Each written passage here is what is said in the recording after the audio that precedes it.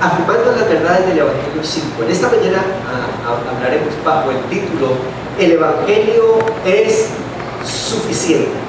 El Evangelio es suficiente. Y a la luz del título del sermón pareciese ser que podríamos decir, bueno, pues yo ya lo sé, ya sé que el Evangelio es suficiente. Sin embargo, permítame caminar con usted a través de un texto y unos versículos y poder entender específicamente cuándo y para qué el Evangelio es suficiente.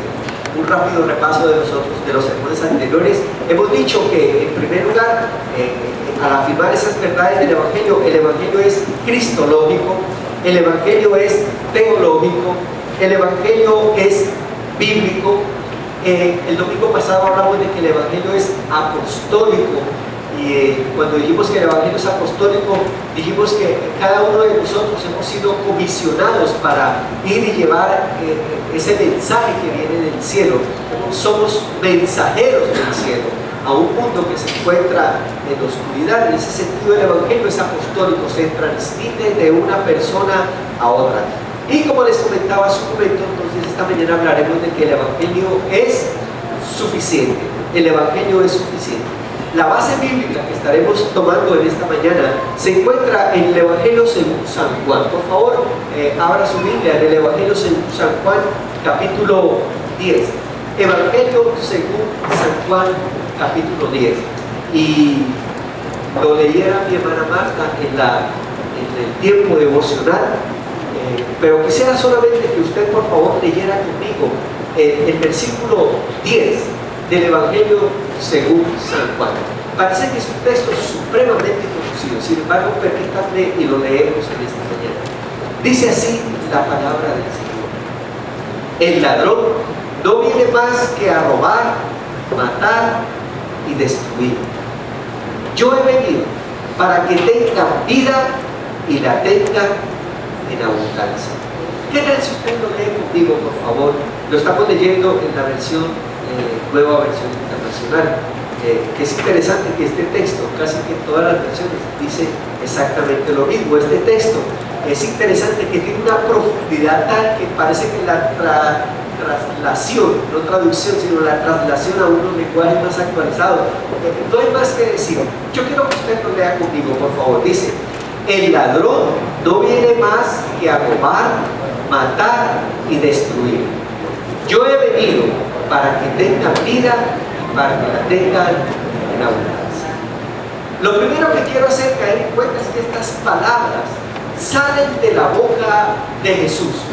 Quien está pronunciando estas maravillosas palabras de evangelio, de buenas noticias, es la bendita persona de Jesucristo. Jesucristo dijo: el ladrón no viene más que a robar, matar y destruir. Yo he venido, dice Jesús, yo he venido para que tengan vida y para que la tengan en abundancia. Para poder entender justamente en la profundidad, el significado, pero la intención de por qué Jesús pronunció estas palabras, qué Él quería decir y a quiénes les quería decir: yo he venido para que tengan vida y para que la tengan en abundancia, mientras que el ladrón solamente viene para robar, matar y destruir. Me parece que hay que entender justamente cuándo lo dijo, por qué lo dijo, en qué entorno, qué era lo que estaba pasando cuando Jesús pronunció esas palabras. Por eso, la metodología que utilizaremos en la reflexión sencilla de esta mañana es justamente utilizar el entorno de qué fue lo que estaba pasando cuando Jesús dijo estas palabras. Así que vamos a ver el entorno de Juan 10:10. Y en primer lugar, lo que quiero explicarles es que el entorno en el cual Jesús menciona estas palabras Jesús lo está hablando en medio de una linda historia. Él está contando una maravillosa historia y Él se está colocando como parte principal y personaje principal de esa historia.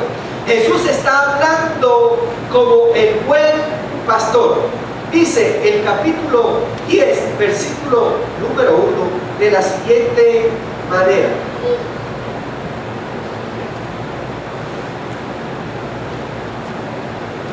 les dijo, la verdad, cuando alguien entra al corral de las ovejas, debe hacerlo por la puerta. Lo estoy leyendo en la versión Palabra de Dios para Todos. Jesús les estaba hablando y les dijo, la verdad, cuando alguien entra al corral de las ovejas, debe hacerlo por la puerta. El que salta y entra por otro lado es un ladrón y es un bandido. Pero el pastor que cuida las ovejas entra por la puerta del corral. El que vigila la puerta le abre la puerta al pastor. El pastor llama a las ovejas por su propio nombre. Ellas escuchan su voz y él las guía hacia afuera. Cuando las ha sacado a todas, el pastor camina delante de ellas y ellas lo siguen porque conocen su voz. Pero sus ovejas no siguen a un extraño, sino que se alejan de él porque no conocen su voz. Jesús les dio este ejemplo, pero la gente no entendió lo que les decía. Entonces, como la gente no le entendió a Jesús, que Jesús estaba dando un ejemplo acerca de cómo es que funciona un buen pastor y cómo Él es el pastor, Jesús les continuó explicando. Y en el versículo 7 del capítulo 2 dice, Jesús les dijo otra vez, les digo la verdad, yo soy la puerta. Les vuelve a explicar, no solamente el pastor entra por la puerta, sino que yo soy la puerta por la que pasa el rebaño. Todos los que vinieron antes de mí son unos ladrones, unos que usurparon el terreno, unos que entraron de manera abrupta sin pedir permiso, que invadieron sus terrenos. Son unos ladrones y unos bandidos. Las ovejas no los escucharon. Y dice el versículo 9, yo soy la puerta. Si alguno pasa por mí, se salvará. Podrá entrar y salir y encontrará todo lo que necesita. Bendito el Señor. El ladrón, el que usurpa, el que invade, el que no pide permiso, el que está ahí para subjugar, el ladrón solamente viene para robar, matar y destruir. Pero miren, dice Jesús, yo vine, dice a la gente, para que ustedes tengan vida y para que esa vida la tengan en abundancia. Hay varias cosas que me llaman la atención de la historia de Jesús. En primer lugar, que el versículo número 1, hablando de Jesús, de la historia del buen pastor, dice que el buen pastor entra al corral por la puerta. Es decir, aunque él es el pastor, al entrar al corral, no entra de manera abrupta, no entra de manera como es grosera, no entra de manera irrespetuosa, no invade el espacio de las ovejitas, no. El buen pastor dice que entra por la puerta, es profundamente respetuoso, pero además de que entra justamente para pastorear a sus ovejas. La descripción que hace desde el versículo 1 hasta el versículo 6 de las funciones del pastor muestra varias cosas. Muestra en primer lugar una actitud muy dulce, una actitud protectora, una actitud de guianza. Dice, mire, las ovejas conocen la voz del pastor, pero una actitud también de una profunda relación estrecha entre el pastor y las ovejas. Y dice que en esa relación estrecha el pastor las lleva y las saca del corral y las lleva a buenos pastos, pero ¿sabe dónde están los buenos pastos? Y dice que el pastor va adelante de las ovejas. Y afirmando esa relación estrecha entre el pastor y las ovejas, dice, y las ovejas conocen la voz del pastor y el pastor conoce a cada oveja por su nombre. Dice que no solamente él entra al corral, que él pastorea, cuida, guía, orienta a las ovejitas, sino que él mismo es la puerta. En la explicación del versículo 7 al versículo 9 dice, finalmente escuchen otras voces, otras alternativas, no son sino solamente ladrones, bandidos, ovejas. Por favor, presten la atención. Si escuchan otra voz, esas voces no son las correctas. Yo soy el buen pastor y ustedes tienen que conocer conocerme y yo las conozco a ustedes. En ese entorno, lo que Jesús le está queriendo decir es, van a venir otros que no van a entrar por la puerta, van a entrar abruptamente y van a querer robar su espacio, robar su mente, robarles su tranquilidad. Y esos que entran no por la puerta, sino que se saltan, se meten al corral, no van a saber cumplir esa función de un buen pastor. ¿A quiénes hablaba Jesús? Es bien interesante esto. ¿Por qué fue que Jesús? Ya sabemos que Juan 10:10, Jesús lo habló en medio de la parábola del buen pastor. Ahora, ¿a quiénes Jesús les estaba hablando esta parábola o esta historia del buen pastor? Hay que preguntar, ¿por qué fue que Jesús, si ya sabemos que Juan 10:10 es parte de la linda historia de Jesús como el buen pastor, ¿por qué Jesús estaba hablando o se vio motivado a hablar de esto del buen pastor? Jesús estaba hablando a esto porque Jesús continuamente estaba teniendo una confrontación fuerte y directa con los fariseos. Jesús se ve motivado, si usted lee los capítulos anteriores, continuamente estaba teniendo una confrontación directa con otro sistema, con los líderes políticos, económicos y religiosos del momento. Jesús estaba teniendo una confrontación todo el tiempo con los fariseos, confrontación no pequeña, una confrontación fuerte. Los fariseos representaban la alianza entre el poder político, económico, religioso y social del momento. Es decir, los fariseos determinaban cómo era que la gente tenía que pensar, cómo era que la gente tenía que vivir. El estilo de vida de la gente en el momento era determinado por los fariseos y por los doctores de la ley. Esta gente religiosa hizo una alianza con el Imperio Romano, y entonces se juntaron los religiosos y el Imperio Romano y empezaron a subyugar, empezaron a esclavizar al pueblo judío. Escuchen, y entonces la gente vivía en un tremendo estado de postración. Su mente, su vida estaba regulada por unos que eran ladrones, que habían venido a subyugar, a esclavizar sus vidas. Jesús se levanta en contra de este sistema de pecado corrupto, un sistema sacerdotal corrupto, y les dice, escuchen, ellos no son, yo soy el buen pastor. Si otros quieren controlar tu vida, eso no es lo que Dios quiere para ti. Hay otro, yo soy el buen pastor. Ese que quiere controlar tu vida, es un sistema bandido, ladrón, subyugador, esclavizante. Así vivía. En medio de ese entorno, entonces Jesús pronuncia esta parábola, esta linda historia del buen pastor. Pero yo les hablaba que él pronuncia esta historia porque había una confrontación, que eso viene de tiempo atrás, de mucho espacio atrás. Yo quiero presentar dos confrontaciones fuertes que tuvo Jesús con los fariseos, y a la luz de los cuales podemos decir, si tú eres ahora mi buen pastor, así como le pasó a aquella mujer o a aquel hombre, tú eres hoy mi buen pastor. Y hubo un sistema que quiso confrontar a Jesús. Miren, en el capítulo 8, yo quiero que vayan por un momentito al capítulo 8 del Evangelio según San Juan. Hay una confrontación. Ya venían teniendo confrontaciones fuertes. En el capítulo 8, versículos 1 en adelante, sucede una historia tremenda. Escuchen lo que pasó. Y ahí está Jesús, queriendo decirle al pueblo, a las ovejas, yo soy el buen pastor. Yo he venido para que tengan vida y para que la tengan en abundancia. Y en esa confrontación sucede un evento interesante. Dice el capítulo 8. Lean conmigo, por favor, los versículos número 1 al versículo 8. Pero Jesús se fue al monte de los olivos.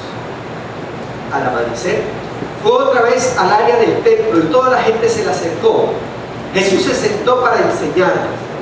Y los maestros de la ley y los fariseos Le llevaron a una mujer que había sido sorprendida cometiendo adulterio.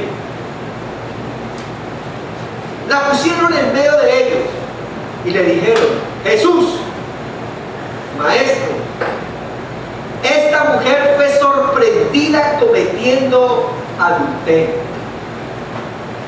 Moisés nos ordenó en su ley que matemos a pedradas a la mujer que haga esto. ¿Tú qué dices? Ellos le decían esto para ponerlo a prueba. Buscaban algo de qué acusarlo. Él se agachó y empezó a escribir en el suelo con un dedo. Ellos seguían preguntándole lo mismo. Así que se puso en pie y les dijo: el que nunca haya pecado, que tire la primera piedra. Se volvió a agachar y siguió escribiendo en el suelo. Sí. Al escuchar esto, se empezaron a ir uno en uno. Los más viejos se fueron primero. Jesús se quedó solo con la mujer que todavía estaba allí parada. Jesús se puso en pie y le dijo: mujer, ¿dónde están ellos? ¿Alguien te condenó?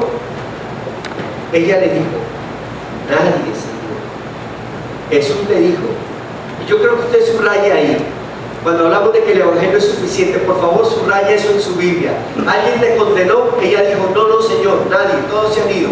Y él dijo la frase, y dijo: yo tampoco te condeno, vete y no peques más. Encontramos aquí la historia de una mujer pecadora, igual que cualquiera de nosotros, y que por su pecado, con justa razón y con razones válidas según la ley, era una mujer juzgada y condenada. La historia que acabamos de leer dice que a esta mujer la sorprendieron en el mismo acto del adulterio y la trajeron a Jesús. Es interesante el contexto, porque no trajeron al hombre, trajeron solamente a la mujer. Debieron de haberlos traído a los dos. La ley determinaba que si la mujer era sorprendida, la ley decía que había que apedrearla, lapidarla, matarla a piedra. Estaban allí los fariseos, los doctores de la ley, el sistema que lo único que produce es muerte, con las piedras en la mano. Escuchen, esto no era cuento, tenían las piedras en la mano, y con las piedras en la mano le preguntaron a Jesús: Jesús, esta mujer fue encontrada en el mismo acto del adulterio. La ley nos dice que si una mujer es encontrada así, debe ser apedreada. Y yo creo que no se lo dijeron así a Jesús de manera amable, se lo dijeron: debe ser apedreada. Y tenían la piedra, yo creo que no tenían una piedrita, tenían una piedra para tirarle a aquella mujer. Aquellos hombres, lo que tenían en su mente era juicio y condenación. Pero en la escena no solamente encontramos a los que estaban dispuestos a tirar la piedra. Póngase por un momento usted y yo, pongámonos en los zapatos de la mujer, de aquella mujer que entendía que sí, que había fallado, que había pecado, que las piedras finalmente eran el resultado, porque ella conocía la ley, el resultado de lo que tenía que pagar por su pecado. Esta mujer entonces, aunque entendía que esa era la verdad, no veía opción alguna. Cuando la trajeron a Jesús, esta mujer, ella no tenía ninguna opción. No había alternativa. El pecado la aplastaba, el mismo pecado la condenaba. La ley decía que no había ninguna opción, no había ninguna salida para esta mujer. Socialmente había sido cancelada. Lo que la sociedad de aquel entonces tiene que ser apedreada. Por esa razón se la llevan a Jesús. Y a mí me parece que al igual que la mujer, muchas veces en nuestro caminar de nuestra vida cristiana hay algo que nos amarra, que nos cautiva, que nos acusa, y la Biblia dice que Satanás es el acusador, que Satanás ahí nos tiene con el pecado que hemos cometido. Escuche, claro que sí, muchos de nosotros, al igual que la mujer, sabemos que hemos pecado, sabemos que hemos hecho lo malo, lo sabemos. Además de la revelación que nos da la conciencia, los que ya estamos dentro del rebaño y conocemos la ley, sabemos cuando estamos haciendo bien y sabemos cuando estamos haciendo mal. Y esa culpa, ese tremendo sentimiento de culpa nos abandona y nos deja hacer sentir que lo único que merecemos es morir, que no hay salida, que no hay alternativa. Mucha gente vive la vida creyendo que no hay salida. Pero bendito el Señor, que en esta mañana estamos predicando que el Evangelio es suficiente, que cuando no hay salida, que cuando ya estábamos condenados, que cuando ya no veíamos que no hay salida, no hay opción, y cuando estábamos cancelados, aparece el Evangelio para decir: yo no te condeno, bendito el Señor, yo te perdono, no te condeno, suelta esa culpa, suelta ese pecado, yo pagué por él en la cruz del Calvario, bendito el Señor. Aquí encontramos el caso de una mujer que encontró la gracia y la misericordia del Señor en el camino. Bendito Dios. Dice la historia que aquellos hombres le decían: Señor, y él se puso a escribir ahí en el piso de la tierra, en la tierra, y ellos lo seguían diciendo: Señor, ¿qué vas a hacer? Autorízanos tirar la piedra. Jesús se levanta y los mira y les dice: pues el que no haya pecado, que tire la primera piedra. Dice que los primeros que se fueron son los más viejos. No quise ahondar en eso, pero a mí me parece que a veces los que ya llevamos mucho tiempo en las cosas del Señor, a veces somos los que más estamos juzgando y poniendo el dedo y poniendo la llaga. Y mire este, y mire este, y este. En el nombre del Señor, el Evangelio sigue siendo suficiente, porque aunque hayamos pecado, no importa lo terrible, lo horrible, lo lejos que estamos de Dios, Él se nos aparece en el camino y nos dice: yo no te condeno, bendito el Señor. Y es por eso que el Evangelio es suficiente. Levantemos la mano todos aquellos que hemos pecado y que el Evangelio hoy ha sido suficiente, bendito el Señor, y podemos recibir perdón en el nombre de Jesús. Mire, yo no sé si tú estás pasando por un momento donde en tu vida cristiana hay culpas y hay pecados que no te dejan funcionar. Yo fui ministrado a través de este texto, porque como dice el texto, el que esté libre de culpa, que tire la primera piedra. Y en esta mañana para mí es motivo de mucho gozo, de mucha alegría, en un ayuno que es liberador, decir que mire, si hay algún pecado oculto, si hay algún pecado, en el nombre del Señor, llevémoslo a la cruz, porque Él ha dicho: yo no te condeno, bendito el Señor. La palabra del Señor dice que Jesús dijo que Él no ha venido a condenar al mundo, sino que el mundo sea salvo por Él. ¿Cuántos damos gloria a Dios por eso? Bueno, entonces ustedes dirán: eso es para los pecadores. Y Jesús allí confrontó a los que habían pecado con el evento de la mujer pecadora. Pero, ¿saben qué? Hubo otro evento. Y aquí está el evento para los que no han pecado. Por favor, vaya al capítulo 9. Si ven que vamos llegando al 10, vaya al capítulo 9 del mismo Evangelio de Juan. Y hay otra linda historia. Evangelio según San Juan, capítulo 1, versículos 1 hasta el número 13. Ustedes están siguiendo conmigo la idea.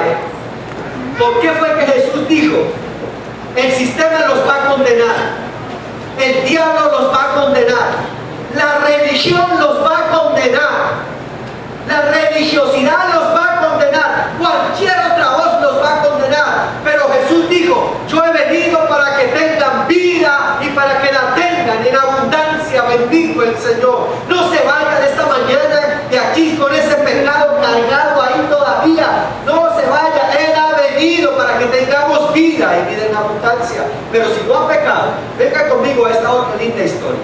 Es la historia de un hombre ciego. Ciego. El Evangelio según San Juan, capítulo 9, versículos 1 al 13, dice la siguiente historia.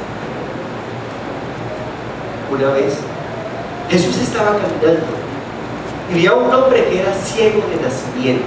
Escuche, ciego de nacimiento. Subraye eso, ciego de nacimiento. ¿Qué quiere decir?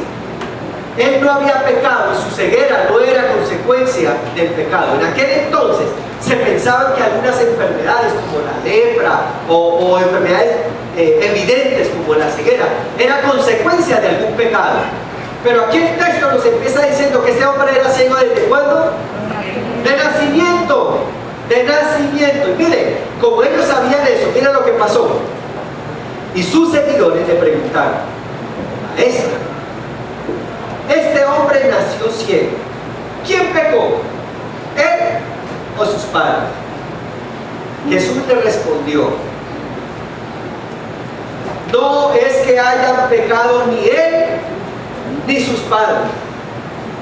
Este hombre nació ciego para que en él se muestren las grandes cosas que Dios puede hacer. ¿Cuántos damos gloria a Dios? Escuchen, no siempre los problemas vienen de parte del pecado.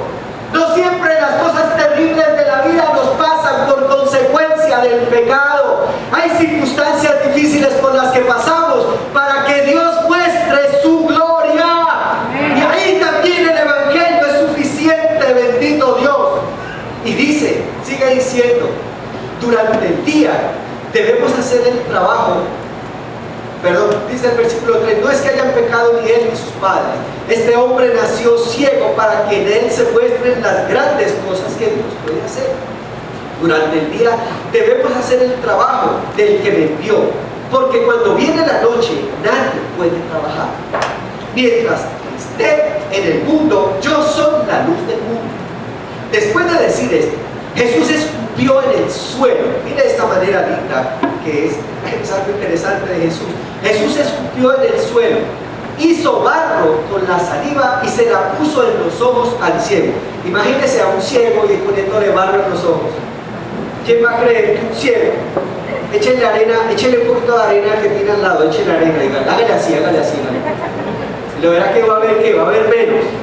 Pero aquí Jesús hace lo que lógicamente no se debe hacer en la nada, porque es que el Señor muestra su gloria más allá de la lógica.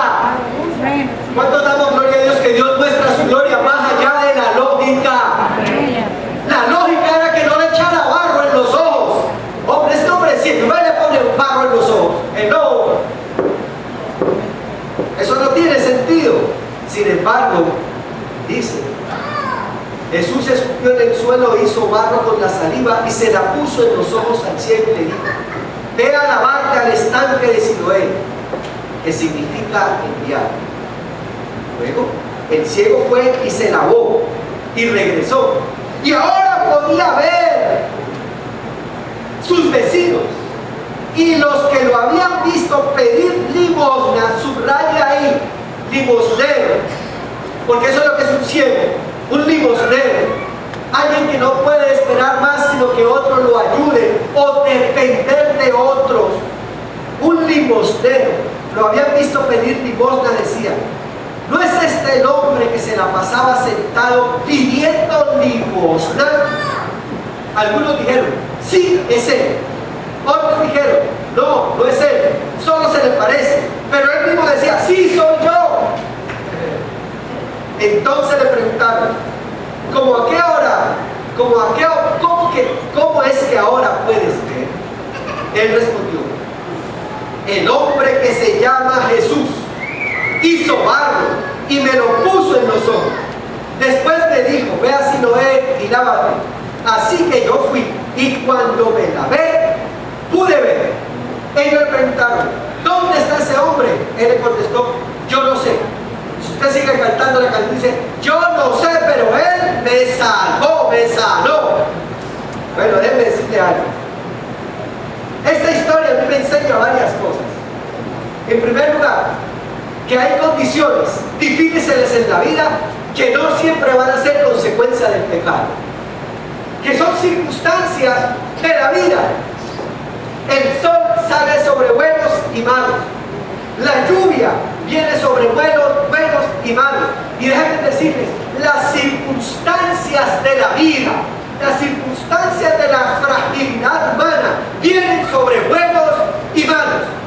Y qué lindo que en esas circunstancias de la vida, a veces las circunstancias de la vida nos vuelven limosneros del camino, dependiendo de un amor. ¿Cuánta gente en las circunstancias de la vida, cuántas mujeres dependen de un hombre, del amor de un hombre? ¿Cuántos dependen emocionalmente de alguien? ¿Cuántos dependen de un trabajo? ¿Cuántos dependen de una familia? Escuchen, y las circunstancias de la vida nos vuelven limosneros. El limosnero es un codependiente. Déjeme decirle algo. Hoy, en este siglo XXI, se vive el más alto grado de codependencia.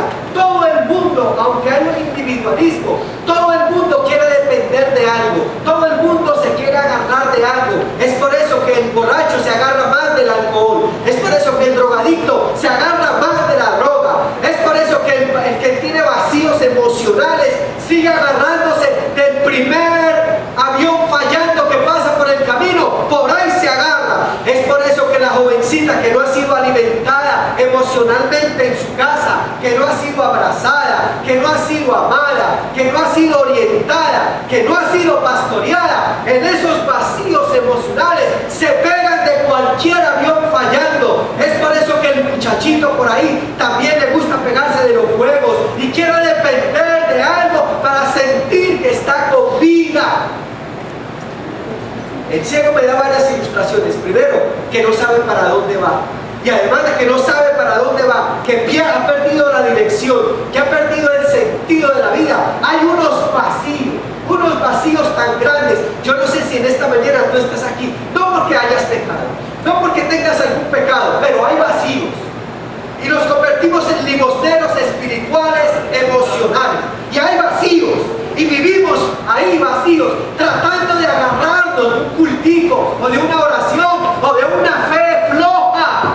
Pero bendito el Señor, sea que hayas pecado, o sea que no hayas pecado, el Señor sigue diciendo, yo he venido para que tengan vida y para que la tengan en abundancia. ¿Cuántos damos gloria a Dios por eso? Y este pobre hombre no había pecado. Encontramos a un ciego, a un limosnero de la vida. ¿Cuántas veces una circunstancia de la vida nos ha vuelto limosneros? La pérdida de un trabajo nos ha dejado un vacío, la pérdida de un trabajo, un divorcio, una quiebra económica, la pérdida de un ser querido, nos ha causado vacíos. Y a menos que breguemos con la ayuda del que dice en esta mañana, yo he venido para que tengan vida y la tengan en abundancia, a menos que nos agarremos de Él y dependamos de Él, vamos a seguir manteniendo ese vacío y vacío y vacío y vacío, y nos volveremos limosneros de la vida, queriéndole pasar la cuenta de cobro y queriendo resolver ese vacío de alguna manera y de alguna forma. Pues en ese contexto Jesús habla y dice, yo soy el que entra por la puerta. El ladrón, el sistema, las circunstancias de la vida no vienen sino para robar, matar y destruir. Puede ser que lo que nos esté robando, matando y destruyendo sea, como en el caso de la mujer, algún pecado, pero puede ser que no sea un pecado, que sea una circunstancia que también nos roba, nos mata y nos destruye. Pues independientemente de cuál sea la circunstancia, el Señor está aquí en esta mañana. ¿Cuántos damos gloria a Dios por eso? Miren, no se vayan. Yo no sé. Yo creo, ¿saben qué me gusta del Evangelio? Que aquí cabemos todos. Eso me gusta del Evangelio. Que en el Evangelio cabemos los pecadores y los que no hemos pecado. Pero que por las circunstancias hay vacíos. Es por eso que quiero concluir la reflexión con lo siguiente. Miren, parte práctica del sermón. El Evangelio es suficiente. El Evangelio es suficiente para los que hemos pecado, para los que nos sentimos juzgados. El Evangelio es suficiente para los que nos sentimos juzgados y condenados. El Evangelio es suficiente para los que vemos que de pronto no hay opción. En esta mañana hay opción, bendito el Señor. El Evangelio es suficiente para los que socialmente nos han hecho a un lado. No importa lo terrible que tú hayas hecho, hermano, amigo, en esta mañana. No importa lo terrible que hayas hecho. La Biblia dice que Él perdona todos nuestros pecados. Pero también el Evangelio es suficiente para los que no hemos pecado, pero que por las circunstancias de la vida es posible que nos hayamos convertidos en ciegos, que alguna circunstancia de la vida nos haya hecho perder la dirección, nos haya hecho perder el rumbo, nos haya vuelto ciegos y hayamos perdido de vista la voluntad de Dios. Y la circunstancia de la vida nos haya puesto a la vera del camino, a depender de algo o de alguien. Escuche, usted no tiene que depender de algo o de alguien, a no ser que desea de la bendita persona de Jesucristo. En esta mañana, el Evangelio es suficiente para los que no hemos pecado, pero de alguna manera nos hemos vuelto limosneros de la vida. En esta mañana, más allá de cualquier otro sistema que nos quiera oprimir, que nos quiera esclavizar, la palabra del Señor trae un mensaje y dice: el ladrón no viene más que a robar, matar y destruir. Yo he venido, dice el Señor, yo he venido para que tengan vida y para que la tengan en abundancia. Mira, no viva más con muerte en abundancia. No viva más con muerte en abundancia. Esta mañana está aquí. Independientemente de cuál sea tu situación, el que está dispuesto a abrazarnos. Que así nos ayude el Señor. ¿Qué tal si inclinamos?